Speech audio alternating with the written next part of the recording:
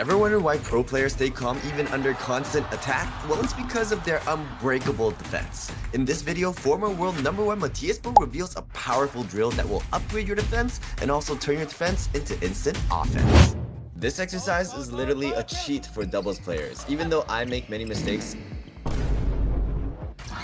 I'm sure if you incorporate this into your routine, your defense will become just as good as the pros. So in this exercise here, we focus on the defense. We have 3 feeders there. We have 2 that is a little bit like stationary on the backcourt, and we have 1 that is moving and trying to intercept in the front court. There is like no restriction in this exercise except that we want to try and do a lot of blocks. We want to see if we can counter and transition from defense into offense. So that means that we are not just sitting back in the couch and just go long, because then we know it's a matter of time before they want to kill. We want to come in and be aggressive. We want to have a lot of blocks. We want to communicate. I want to call Aylex in on some of my shots. Aylex will hopefully call some of me in on my shots. So an example can be, I'll get a smash here, a little bit on the side. I'm gonna block cross, and then it would be easier for me just to call Aylex in and say in, so he would cover the net, and I can move down and see if I can counter.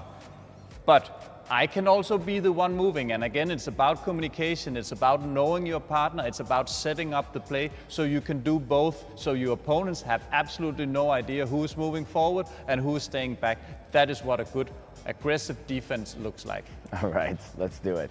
Let's give it a try and see what mistakes I make. Let's go. Move in, Aylex. Nice.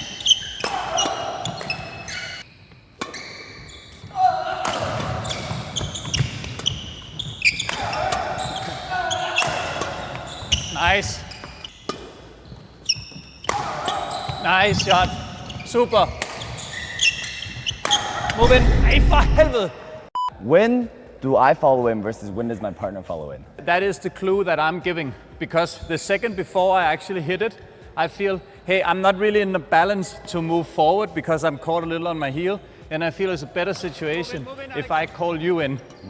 And what we're doing with this exercise, having 3 people, is that we have less time to react in, which means that if we can get away with getting some of these counter situations that you've seen, where we force them into lifting, it'll become way easier if it's only 2 versus 2. There will be situations where both of us is moving forward.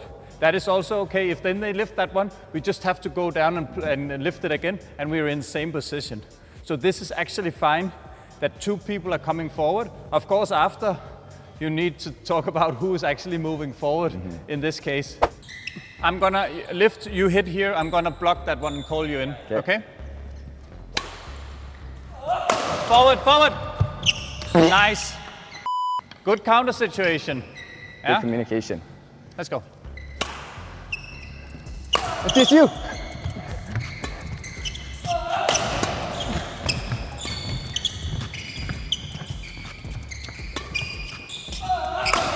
Forward. Yes. Hi. That was a good one. Bad touch. The reason why we're blocking a lot is, as you can see, it's actually changing the situation. The block ones make it slow down, get the shuttle under the tape, so we actually come into the attack. Often what happens is people just sit in the defense and just want to play with pace upwards. But even when they're 3, when we get a lot of the blocks in, we get that transition situation where we're getting the attack. So the reason why we're blocking a lot is because it's super efficient to do. And it makes it more difficult for them to do than if we're just going long, flat all the time. If you enjoyed watching these videos so far, all we ask is for you to like, comment, subscribe, and also share these videos with your friends so that we can do better and make more videos like this for you. Nice. Good example here. Aylex is doing a good flat defense on the first one. Then he is just like lifting in his own side, being a little bit out of balance. He's lifting from here, not super lift, but still straight, and then he's just getting killed on the next one. I'm standing here, I'm super ready. Why not after the first one, try and move them, change the pace, so he can activate me? This is often what happens in doubles also, is that someone is just keen on lifting their own side all the time and putting pressure. Use each other. So if we get a block and I do a good lift, let's try play one here, just dribble back to me. If I do like this, and I play a good high lift like that, we have all the time in the world. Aylex, he has all the time in the world to position himself and maybe even be in a position where he can come in and counter the next one. So use each other, shoot sideways, and try and help each other instead of just go on a like solo defense trip and just like trying lifting. When am I supposed to know when it's time to use my partner? It's a try and error. But in this case here, you were like doing a good one to begin with. It was just a simple block. So I would have felt like, hey, I'm in super good balance. If you push that shot towards Rashid, he would be a little bit out of balance, and then I would be able to step in because I was in full balance and you were not in full balance. Right. So it's about trying and failing, and also understanding when do they do that. But obviously, if you're forward like this, have to move backwards in order to find the position compared to your partner here already being in the position. Who is most in balance? That is the partner. So why not lift and use his defense? That's a good thought. Activate your partner. Okay, I'm gonna do this. Activate my partner.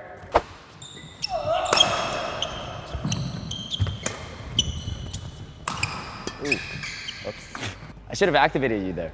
No, you should. No? It was just like my lift was good, but you were too passive on your feet. Yeah. You were just body and arm, and the feet. It was like a landmine, as we call it, like how we are scared of stepping because we're stepping on a landmine. Okay. So that is the case. This is getting into it because the shot selection was okay. I was okay with you blocking it, but it needs to be like the boxer. We need to also step into activate it. myself. Activate the team. Activate the team. Okay. Yeah, activate everything. Activate the team.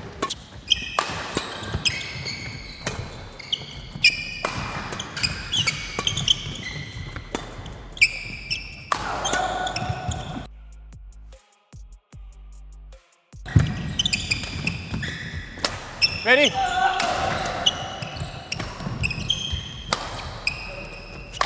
Forward, forward, forward, forward, kill! Come kill!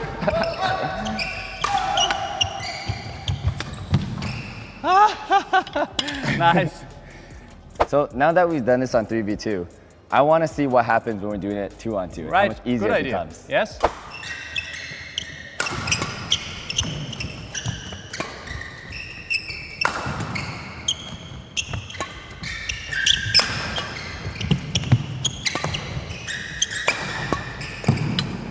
Nice.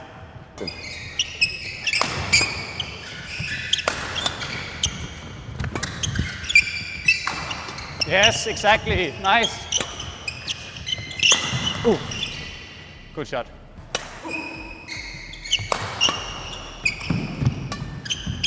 That was my mistake. I realized it. Yeah. Activate you.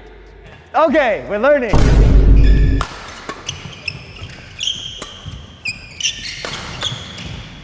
Wow. Out? Ah. Yeah. Quick on the feet, Aylex. Ready?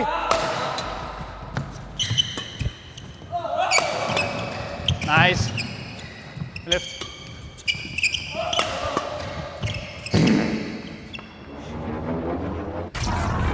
I don't know what the plan was in that shot. Maybe you can tell me later. I was a bit slow, but if I got it earlier, that would have been It's good. a very, very difficult stroke to carry out. Like now, we can see the defense. We're defending. We're making them tired. I don't think that personally that was the chance to take. We'd rather like we have made them tired. There's not so much power in their smash anymore. We're standing in the defense. We could wait for a better situation. Yeah. So stay calm. Try and make the right decisions. So we had a good defense. Slow it down. Lift. Give them more to work with. Even if we lose the points, we're making our opponents more tired. Right. My 3 takeaways is number 1, defense is not just defending. It's how to convert into the attack. Number 2 is we need to activate your partner, yourself, and your team. Make sure that you guys are all working all the time. Number 3 is communication to activate. And number 4 is don't go for winners unless they're really winners. Yeah. Those were the secrets to mastering your double defense. If you're ready for some videos like this, make sure to like, comment, subscribe, and check out Mathias' channel over here.